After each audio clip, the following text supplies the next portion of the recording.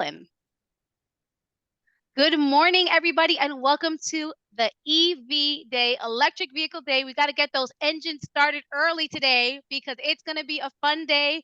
Can't wait to see what your students come up with today. We have an amazing presenter, an amazing keynote, some amazing mentors coming your way. Good morning to everybody for joining. We are just across the nation this morning. We have Arizona, Texas, New York. Everybody's represented. Maryland. Oh my goodness, Virginia. I see all of them coming in the chat. Love it. Please don't forget, we love engagement. We want to hear from you.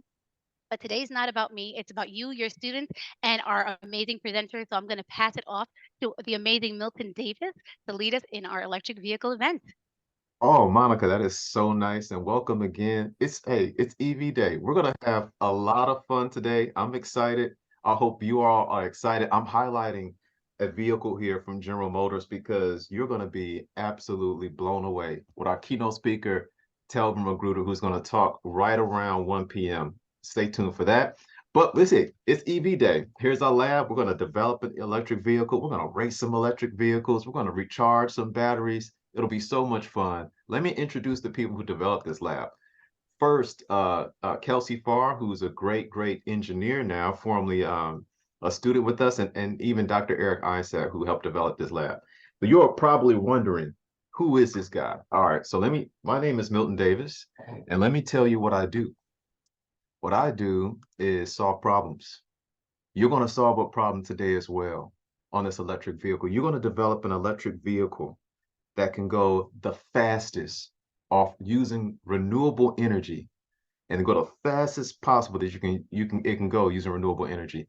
I solve problems as well. The problem I try to solve is how do we develop spacecraft that can, perform very crazy, very novel science exploration. But this is how it started for me. I'm from Gary, Indiana. I didn't hear anybody from Indiana in the chat. That kind of hurt my feelings. If we got anybody from Indiana in the chat, please, warm up my heart by letting me know you're out there. I'm from Gary, Indiana, though. Very humble beginnings. Uh, and I was inspired to get involved with engineering because my dad, he didn't go to college, but he was a problem solver. And he was worked at an oil refinery, worked with his hands a lot. And when I was around the house, he would always just give me problems to solve. Problems like, can you help me fix the car? Or can you fix the microwave? Or can you fix the stove? And that's how it all started for me. And then that translated to solving problems with space vehicles as well. How do we integrate 4 different satellites that can, orbit around the Earth, protecting us from solar radiation, right? Like MMS. That's a problem as well. And it all comes down to problem solving. If you can solve problems, you can do anything. So my background, I've worked at NASA Goddard Space Flight Center since 2001. That shows my age. I've been a nonprofit executive director for about 10 years, helping students get involved with robotics and racing and RC cars. But what I really love doing is I'm a engineer tomorrow, staff engineer and curriculum coordinator.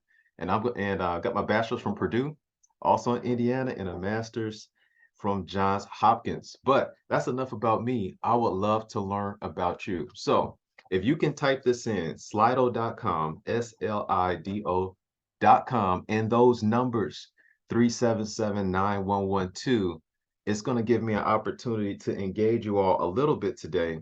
And since we're talking about EVs, why don't we talk about cars in general? So, first question up for you. What is your dream car? You can put this in the chat as well. You don't have to just put it in Slido, but what is your dream car? I love NASA too, NASA. What's your dream car? Thank you, Jillian. What is your dream car? A G-Wagon. Nice. Oh man, some vintage. Hey, you all need to get involved with engineering and science. That's an expensive car. The Chevrolet Camaro, that's good. The Beetle, that's a great car. Nice. Kia Carnival, hey, that's like a van. That's up my neck of the woods. Good. The range is coming in strong. I should have known, Jillian, that the range would come in strong. All right, this is good. They got the Lexus, a Chevy. That's great. Good stuff. Bronco, excellent. Good. Nice, nice, nice. And these are all examples of just general cars, excellent cars. Some of my favorites. My favorite is a Lamborghini Murcielago. That's one, and then the other one is a Lucid Air. I love the Lucid Air. Great answers. We got the Audi R7. Nice. Oh, there's the There's the Lambo. I see you. Nice. The Hellcat. Oh man. Lambo's coming in strong. That's really good. Okay, great. Great responses. The reason we're talking about what's your dream car is because you're going to be creating an electric vehicle today. Great responses, by the way. Great engagement as always. You're creating an electric vehicle today. And as you're thinking about electric vehicles, there's many different kinds. You know, it's not just limited to the cars we think about.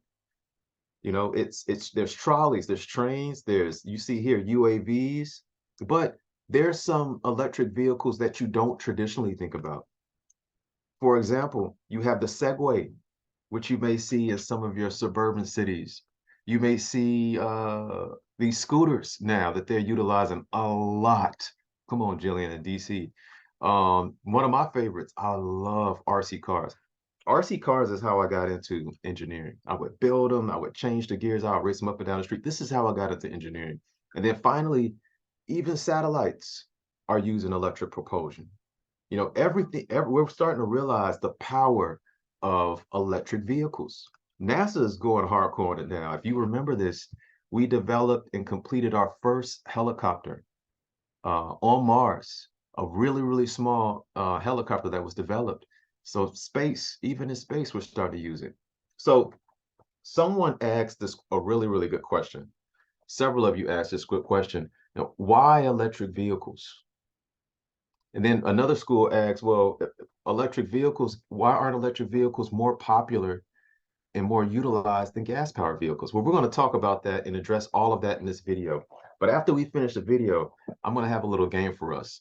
I want to know from this video, from what you think, what are the advantages and disadvantages of electric vehicles? Those two. What are the advantages and disadvantages of electric vehicles?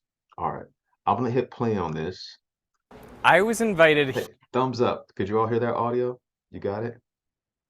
here to Munich by BMW, the Great. sponsor of this video, to find out why the future of cars is electric. But electric cars are actually nothing new. They date back to 1832, well before the first gasoline-powered car. In fact, the first car to go faster than 100 kilometers per hour was, in 1899, an electric one, called the Jamais Content, meaning never satisfied. But people were, apparently, satisfied with electric cars. By 1910, they were almost twice as common on American roads as internal combustion engines. But then came the Model T, which at $650 was significantly cheaper than comparable electric cars. And as gas stations popped up around the country, they could be quickly refueled, allowing you to travel farther, faster, and cheaper than electric cars, which took a long time to recharge. So by 1935, the electric vehicle had been commercially obliterated. But electric cars were still useful for some things. In the vacuum of space, an electric vehicle was the obvious choice for the Apollo lunar roving vehicle. It was a single-use vehicle due to its non-rechargeable silver-zinc potassium hydroxide battery, and it had a range of just 92 kilometers. But the astronauts never needed even half of this range. At the Munich Olympics in 1972, to lead marathon runners in their race, BMW created an electric version of its 2 Series car. The car ran on 12 large car batteries for a maximum range of 60 kilometers, or 37 miles. This demonstrated the benefits of electric vehicles. They can run quietly with no emissions. But it also illustrated their limitations. With the battery technology available at the time, electric cars were expensive and short range, impractical for everyday use. So why are electric cars the future? In 2020, BMW is launching the iX3 all-electric sport utility vehicle, and they plan to have 25 electrified vehicles in their fleet by 2023. A lot of their concept cars, like the Vision M Next, are electric vehicles, and they have a Formula E car which can now run a whole race on a single battery pack. This is all made possible by developments in battery technology. Batteries have gotten a lot better, particularly with the introduction of lithium-ion batteries. First used in mobile phones about 30 years ago, lithium-ion batteries have almost 2 times more energy in the same volume than the next best battery chemistry. Because of their use in many consumer products like phones and laptops, their manufacturing costs continue to decline, driven by manufacturing and supply chain optimization. Over the last 3 decades, the energy density has increased both per unit mass and per unit volume, while the price has plummeted. This is unlike internal combustion engines, which, after a century of development, have few areas left for improvement. And the reality is, you don't really travel that far in a car. The batteries available today are good enough for all but the longest road trips. In the US, 99% of trips are under 160 kilometers, or 100 miles. And electric cars are just better vehicles. Here are my top 10 reasons why. First, more torque from a standstill. Thanks to the batteries under the floor, they have a low center of mass and so better handling. Since you can drive electric motors independently, you can have precise control over each wheel for maximum traction. Electric cars are quieter. Electric cars are cheaper to run than gas cars because gas is more expensive than electricity for the same distance traveled. Electric cars are more efficient than gas cars, both in converting stored energy into energy of motion and in regenerating some of that energy in braking.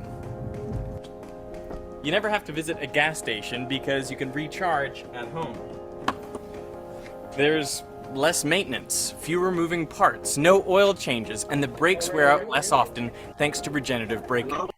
And depending on the source of electricity, in my case solar panels, electric cars don't produce any CO2 at all, so they don't contribute to climate change. Plus, as cars become essentially computers on wheels, electric vehicles are leading the way towards self-driving cars. We're gonna start our ride in an autonomous vehicle. All right, I hope you were paying attention. So we're going to talk a little bit about the advantages and disadvantages, because when you think about it, electric powered cars, that first battery that they developed for electric powered cars, that was developed way before they were thinking about gas powered cars, way before. So what happened? Like what happened? Okay, let's start with advantages. And you can either type this in the Zoom chat, or you can use a Slido poll. What were some of the advantages you heard or you know about for electric vehicles? What are some advantages? Oh, I see some people typing in. You can go Zoom as well. I can check you with Zoom. Please rename yourself as well as Zoom so I can shout you out. Shout out Asia K in Bladensburg High School. I see you all. Westview from Omaha. Wow. Quieter, that's right. Less CO2, that's nice. Look at that. No emissions. We're cooking in hot grease. You don't have, hey, I get tired of going to the gas station for real. No pollution, that's a good question. Oh, good one, Dolly. Okay, better torque, that's good. Better source of energy. You all are killing it. This is nice. Home charging. Yeah, don't go to the gas station. You can charge right at home. More sustainable. Oh, this is good. This is good. This is good. Great answers, man.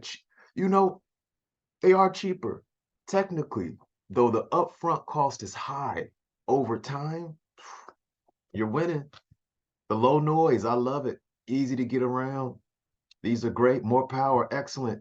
Look at this. Man, gas, home use. That's nice. No oil change. Who said that? That's next level, man. It's the maintenance. Sheesh. That is so good. Man, how do you all know so much about cars? You're in high school. All right, let's talk about some disadvantages. I know you caught some disadvantages. I know you know about some. What are some disadvantages of electric vehicles? What do you think? What are some disadvantages? Jump back in this poll with me. Thank you, Betsy, for managing this poll. What are some there could be, yeah, that's for real. They've had some concerns with batteries. That is for real. I mean, caught me off guard, but you're right. There could be a chance, right? Some safety concerns. Long time to charge. You know, a couple of the schools asked, hey, Why haven't we transitioned from electric vehicles to gas-powered vehicles? It's because of some of the disadvantages, you all. Expensive, it can be expensive upfront. Thank you. I haven't heard about that damage and easy in the rain. We got to check that out. Does not go a long distance. Good job, Dolly K. Price, self-driving, a little more expensive. No, someone said no vroom vroom. That's true. That's true. It's not making that cool noise that you get from like a Hemi. The Hemi pulls up and you hear that engine, right? Oh, okay. Oh, yeah, that's good. These are great. These are great. So you all already kind of answered everything I'm going to talk through. So I'm going to go through this very quickly. You all hit this. It's simpler. Anytime you have less parts, you have less chance to fail, and it's easier to maintain. It's going to be cheaper over time. I'm sure we're short a few parts of the gasoline engine, but trust, it is a lot more parts than this. Look at the simplicity of an electric vehicle. The battery, a controller, a motor, it's simple, very simple. Another advantage is you all hit this as well. It's the cost. I mean, right now in the United States, $3.70 per gallon. That's hard in a tough economy, right? But on the flip side, look at this, 10 cents per kilowatt. Cheaper. Uh, how cheap? Right now, a Tesla Model 3 is cheaper to power than your AC unit. It's true, than your AC unit of your home. It's getting cheaper and cheaper. The other advantage you all hit is this one. If you're a football fan, you know what I'm saying. If what they do with electric vehicles is they place the battery at the bottom of the car. That's like when you have a low center of gravity, if you have a lot of mass at the bottom, it's easier for you to maneuver and turn and not flip over, right? So that's another really, really nice game changer. And then, it makes electricity on its own. When this car slows down, you know how a motor works. How a motor works is they have these batteries, or they have these magnets that are around, I'll just say, an axle. And when these motors begin to slow down, right, it turns into a generator. So essentially, you are generating electricity as the car slows down, and it's charging the battery. Now, it's not a lot of power. I got to be honest. It's not a lot of power, but it's free. Now, we could start talking about some disadvantages as well, but first, let's talk about this. One of the disadvantages people talk about is the range. Our friends at Eleanor Roosevelt High School asked this question: how long does it take to charge as well? That's another one. Range and charge time. Well, if you have it normally takes 10 to 12 hours to charge, but if you have a supercharger at 480 volts, 60 to 90 minutes. That's you know, you you could go eat at one of my favorite places, IHOP. I know, IHOP. You could go eat at one of my favorite places like IHOP, and you can be done with the charge. The other thing is the range is improving. I mean, in a day, most people only travel about 80 miles. But if you're going to travel longer, look at that Lucid Air, 380 miles. 380 miles. Game changer. Here's the other one. There's not enough charging stations. Well, that's improving. The United States government is really, investing in charging stations. So you can see there are a lot of charging stations. I live in DC now, and I travel home to Indiana all often. So I can stop in Ohio for something to eat, recharge, and keep going. I'll be there. All right. So what enables all of this is our batteries. What type this in the chat? Why are lithium ion batteries so important? Why are they what's better about lithium ion than nickel metal hydride and lead acid? Think about that. Why lithium batteries? Why lithium batteries? Why lithium? I'll give you a minute. Why are we using lithium? Excellent. Store. It's the storage. Excellent, Antonio. It's the storage. Anyone else? That's a great answer. Hey, there's no bad answers. Shout out to Porter High School in Brownsville, Texas. You all look great. Stronger. That's excellent. Very nice. It's stronger. That's good. You're talking about energy density. That's good. Very nice. Shout out to IHS. I see you. Faith Roberts, how you doing? Hey Faith, how you doing, Nuria? Good to see you. That's good. Last longer. That's what's up, Duval. They last longer. Wait, why'd you have to get less likely to explode? They're lighter. That's good. Great. How you doing out there, Dr. Anthony in Bladensburg High School? How you doing? Good to see you all. Great answers. You all hit the nail on the head. We used to use these lead acid batteries. But they're, over time, you would continue to charge them and they would lose their charge. Nickel metal hydride batteries got better. That's what I use in my remote control cars. But nothing is like lithium ion. It has the best battery chemistry. When you pick a battery, you want to look for energy density. That's good. Somebody talked about that. How much energy can you store?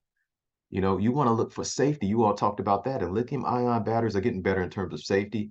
You want to look at environmental factors as well. We didn't talk about that as much, but can we recycle this material?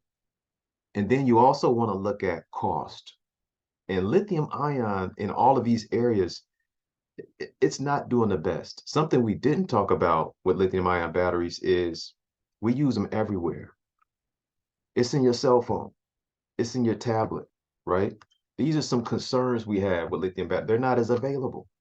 So we're actually looking at some different materials that can replace lithium batteries right now. And some of them are, the ultimate material that General Motors, is developing. You can ask Telva about that this afternoon, but also sodium-based materials as well. Okay. So what are you doing today? Two things. One, you are going to develop a charging station that you're going to use a charging station to charge a rechargeable battery. We've given you a battery that's already charged, but we also gave you a rechargeable battery for this lab. And then you're going to discharge that battery into your system. Okay. So the goal for today, again, is to develop an electric vehicle. Two things. You'll develop this charging station. You don't have to spend a lot of time on that because we have given you a battery that you do not need to recharge that you can use in your EV. Mostly you're focusing on number two. How can you develop the best electric vehicle possible? So a question came out, from a student's perspective. This came from Central Jersey College Prep. What are the most important steps to remember while making an electric vehicle? Every problem starts with this. You need a process. It's the engineering design process. We're going to ask you to do a little bit of research, just a little research on electric vehicles, a little research on electric vehicles that you make at home. That's important. And then it is so important to develop a design, literally draw it out on paper before you build it, or else you'll build it, 3 or 4 times and have something that's not working. You got to think through this process. You do, big time. And then after you build it, we've given you enough materials where you can test it and fail and test it and fail multiple times over until you get something that you deploy, something that you think you're ready to race, you're ready to go. Okay. So here are the parts we've given you to kind of take a look at. Better yet, let me do this. Here are some parts we've given you to take a look at. So what we've given you is we've given you, some popsicle sticks. This may be your base, or you may use recyclable materials you have in your classroom, at your home. You're probably wondering, like, what was the purpose of this balloon? Well, after you build your chassis, which includes the popsicle sticks or some cardboard and your wheels, you may want to test that chassis to see, does it move easily?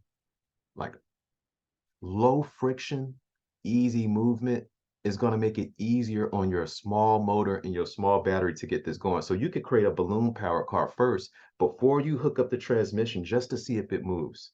And again, this right here is just some duct tape you can take apart. We've given you a rechargeable battery, but also a battery that's already charged to test the system, some wheels, a straw. Why do we give you a straw? Right? Why do we give you this straw? Think about that. You can type it in the Zoom chat as well. Why did we give you this straw? How does that help improve your car? You got a couple axles, right? And then you think, well, how do I get this thing moving? Well, you got a couple ways to get it moving. One, you can use the fan and the motor. Of course, that is one way to get it moving. Air powered, that's one way. and we've given you a motor mount to support it, right? Also, you may be thinking, I want to go a little bit faster than that. Well, if you want to go a little faster, you may use some gears, right? Gears, direct transfer, or you may use a pulley system to directly transfer that as well.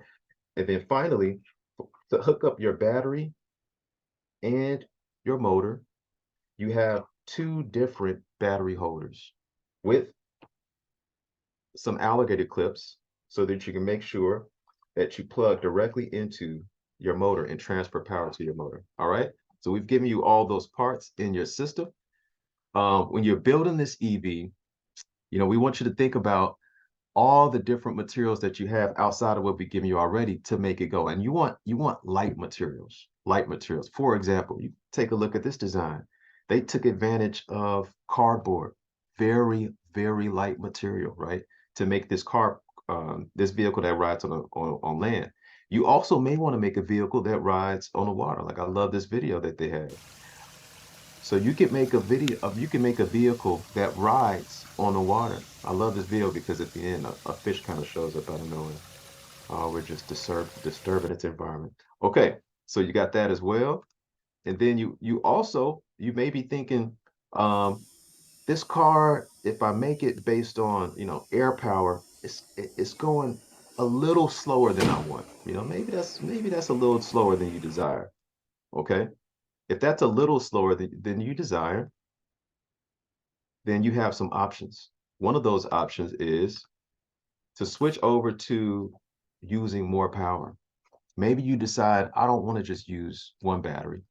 I'm going to double it up. I'm going to place batteries in series. In series means you're going to get more voltage, pushing more electrons, right? Or you may say, I want to place them in parallel. Parallel means you're going to get more current. That means you are throwing a bunch of electrons at the battery all at once, okay? And when you do that, another option is instead of the electricity is to use pulleys or gears. Like if you use a pulley, you can take advantage of something called mechanical advantage to get a little bit more speed. Or you can use gears, right? Again, taking advantage of electric or mechanical advantage to get a little bit more speed, okay? All right, so we're just about wrapping up here. If you have questions about mechanical advantage and how to really hook up your gears or your pulleys directly to your car, it'll be great. You could talk to some of our college mentors who are going to be in this next session with you as you're building. But basically, mechanical advantage allows you to either increase your speed or increase your power, okay? And then finally, we want you to continue to explore. If you've enjoyed this topic, we want you to, think about electrical engineering, mechanical engineering, and chemical. Great options, all of ways to steer your path towards developing electric vehicles. You'll be the next Tesla CEO. But finally, and last but not least, let's do this. We are ready to go. I hope you are ready to build these awesome electric vehicles. This has been an exciting session. Kate, can we make a race out of this, Monica? Right? Oh, yes, we Can will. we get a race going? Man, I just can't wait. And we're here to help you out. Monica, can you tell them about the next steps? Of course, of course. Well, first, before we get to next steps, can everybody give Milton a round of applause for this amazing Oh, that was introduction to so our nice. EV day? Look at all those. Everybody's ready, Milton. They They're are ready to ready. go.